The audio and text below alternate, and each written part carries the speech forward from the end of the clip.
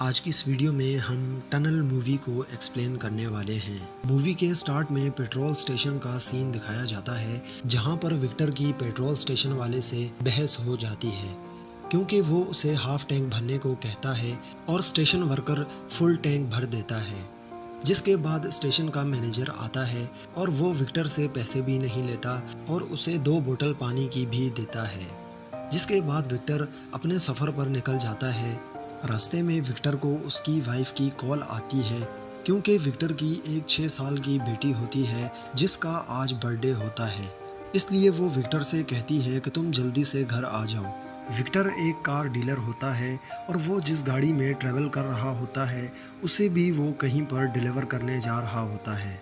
जिस आदमी को ये गाड़ी डिलीवर करनी थी, विक्टर उससे बात करते करते एक टनल के अंदर चला जाता है जिसमें ना उसके आगे कोई होता है और ना ही उसके कोई पीछे गाड़ी होती है। फिर अचानक से टनल में से ऐसी आवाज़ें महसूस होने लगती हैं जैसे टनल को पीछे से कोई गिरा रहा हो। जिसके बाद विक्टर इन आवाज़ों को इग्नोर करते हुए आगे चला जाता है और वो नहीं जानता कि आगे वो कितनी बड़ी मुश्किल में फंसने वाला है। देखते ही देखते पूरी टनल की दीवारें गिरने लग जाती हैं। अब विक्टर ना तो आगे जा सकता है और ना ही पीछे जाने का रास्ता बचा है। जिसके बाद थोड़ा ही आगे जाने पर टनल का मलबा सारा विक्टर की गाड़ी के ऊपर गिर जाता है और गाड़ी दब जाती है। जिसके बाद विक्टर अपनी गाड़ी की अंदर की लाइट्स ऑन करता है और वो देखता है कि वो चारों तरफ से मलबे के अंदर दब चुका है। कार में बैठे रहने की वजह से वो बच जाता है, वरना मलबे के नीचे आने के बाद वो बिल्कुल नहीं बचता। अब विक्टर ये समझ जाता है कि वो अगर यहीं बैठा रहा तो बहुत जल्दी मर जाएगा। जिसके बाद वो अपना मोबाइल निकाल कर 119 पर कॉल करने की कोशिश करता है। 119 की तरफ से विक्टर को कोई रिस्पांस नहीं मिलता। जिसके बाद विक्टर पुलिस को कॉल करता है और पुलिस ये सब मजाक समझ रही होती है। लेकिन जब पुलिस टनल के दूसरी तरफ से आती है तो वो टनल को देखकर हैरान रह जाती है। जिसके बाद विक्टर फिर से पुलिस को कॉल करता है और उनसे रिक्वेस्ट करता है कि जल्दी कुछ करें वरना मैं मर जाऊंगा। और देखते ही देखते ये खबर पूरे मीडिया पर फैल जाती है। अब अगले सीन में विक्टर की वाइफ को दिखाया जाता है जो चलते चलते टीवी पर न्यूज़ देखती है और उसे पता चलता है कि विक्टर एक टनल के अंदर फंस चुका है। अब विक्टर की वाइफ टनल के पास आ जाती है और दुनिया भर के सभी न्यूज़ चैनल्स वहां पर मौजूद होते हैं। अब पूरी सिटी का फोकस इसी टनल पर होता है, लेकिन कोई भी विक्टर की रेस्क्यू के लिए नहीं पहुंच सकता। जो भी करना है उसे खुद ही करना है। फिर अगले सीन में दिखाया जाता है कि एक न्यूज़ रिपोर्टर विक्टर के साथ कांटेक्ट करने की कोशिश करता है और फिर जब उसका विक्टर से कांटेक्ट हो जाता है तो वो विक्टर से पूछता है कि तुम्हारे पास कितना खाना बचा है और वो ये सारी कवरेज मीडिया पर दिखा रहा होता है। जिसके बाद एक रेस्क्यू वाला इन न्यूज़ वालों से लड़ पड़ता है कि तुम ये सब कवरेज मत दो क्योंकि लोग पहले ही बहुत परेशान हैं। फिर विक्टर की डैन से बात होती है जो रेस्क्यू टीम का बड़ा होता है और विक्टर उस पर गुस्सा करता है कि तुम सिर्फ बाहर बैठकर देख रहे हो, तुम मुझे रेस्क्यू क्यों नहीं कर रहे। जिसके बाद डैन विक्टर से पूछता है कि तुम अंदाजे से मुझे अपनी लोकेशन बताओ कि तुम टनल के कितना अंदर हो। जिस पर विक्टर उसे बताता है कि मैं तकरीबन टनल के बिल्कुल सेंटर में हूँ। जिसके बाद डैन विक्टर से कहता है कि तुम्हारे मोबाइल में कितनी % बैटरी बची है। जिस पर विक्टर बोलता है कि मेरे पास 75% बैटरी है। और फिर डैन विक्टर से कहता है कि ठीक है, हम तुम्हें दिन के 12 बजे कांटेक्ट करेंगे, इसके अलावा तुम अपने मोबाइल को ऑन मत करना। फिर डैन विक्टर से कहता है कि तुम्हारे पास पीने का जितना भी पानी है तुम इसे तकरीबन 7 दिन तक चलाओगे और मुझे पता चला है कि तुम्हारी बेटी का बर्थडे था जिसके लिए तुम केक ला रहे थे, तो तुम उसी केक को खाकर 7 दिन तक गुजारा करोगे। जिसके बाद डैन एक मैप तैयार करता है और वैसे भी डैन की बातों से ये महसूस हो रहा था कि ये रेस्क्यू इतनी आसान नहीं होगी। फिर अगले सीन में विक्टर अपनी वाइफ युआन से कॉल करता है और वो इस सब सिचुएशन को देखकर काफ़ी रो रही होती है।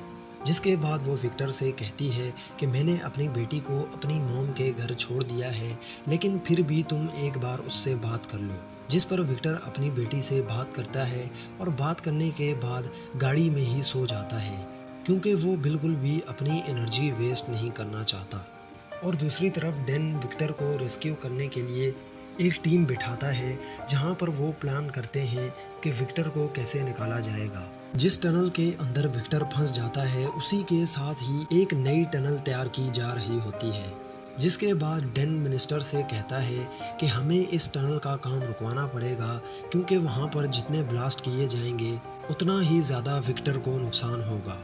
जिसके बाद मिनिस्टर फौरन ही इस टनल का काम रुकवा देता है। डेन की रेस्क्यू टीम कुछ ड्रोन टनल के अंदर भेजती है, लेकिन वो ड्रोन अंदर जाते ही गायब हो जाते हैं, क्योंकि टनल के अंदर कुछ ऐसा मटेरियल यूज़ किया गया था जिसकी वजह से वहां पर ड्रोन नहीं चल पा रहे थे। अब पूरी रेस्क्यू टीम ने एक ही प्लान बनाया कि उनमें से किसी न किसी को टनल के अंदर जाना पड़ेगा।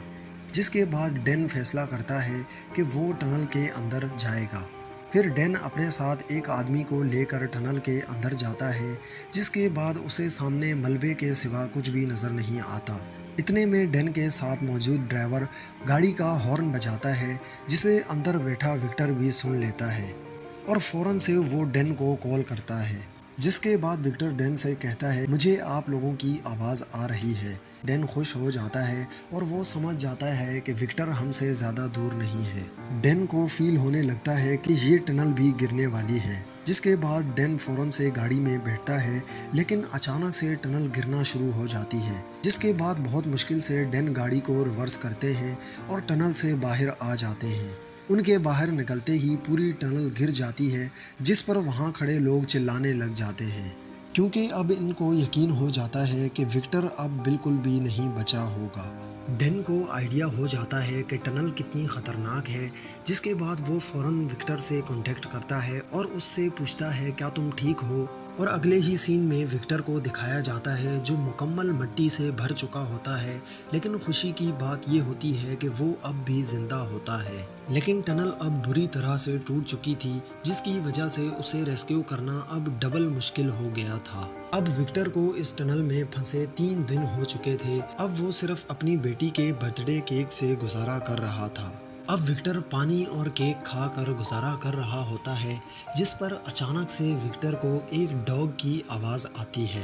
विक्टर समझ जाता है कि वो इस टनल में अकेला नहीं है और फिर वो थोड़े बहुत पत्थर हटाकर उस डॉग को अपनी तरफ बुलाता है और अचानक से उसे एक लड़की की आवाज़ आना शुरू हो जाती है।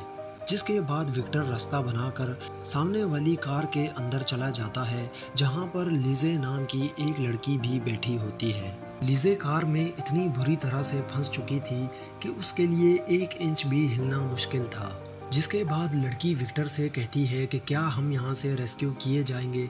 तो विक्टर कहता है कि मेरी रेस्क्यू से बात हो रही है और पूरी सिटी के लोग टनल के बाहर मौजूद हैं और वो हमें जल्द ही रेस्क्यू कर लेंगे। विक्टर लिजे को थोड़ा सा पानी पिलाता है, क्योंकि उसके पास खुद भी पानी बहुत कम होता है। लिजे विक्टर से कहती है कि मुझे एक कॉल करनी है, जिस पर विक्टर उसकी मॉम से कॉल करवाता है और वो अपनी मॉम को बताती है कि मैं टनल में फंस चुकी हूँ, लेकिन मेरे साथ एक और आदमी भी है और हमें रेस्क्यू करने में कुछ टाइम लग जाएगा। इसके बाद लिजे की मॉम विक्टर से बात करते हुए विक्टर को कहती है कि मेरी बेटी का ख्याल रखना। फिर अगले सीन में दिखाया जाता है कि विक्टर अपनी गाड़ी में सोने के लिए आ जाता है, जिस पर उसकी नज़र केक वाले बॉक्स पर पड़ती है, जो कि लिजी के डॉग ने खा लिया था। जिस पर वो बहुत ज़्यादा गुस्सा होता है, लेकिन फिर वो सोचता है कि जिस तरह हमें ज़िंदा रहने के लिए कुछ खाना चाहिए, बिल्कुल उसी तरह डॉग को भी ज़िंदा रहने के लिए खाने की ज़रूरत है।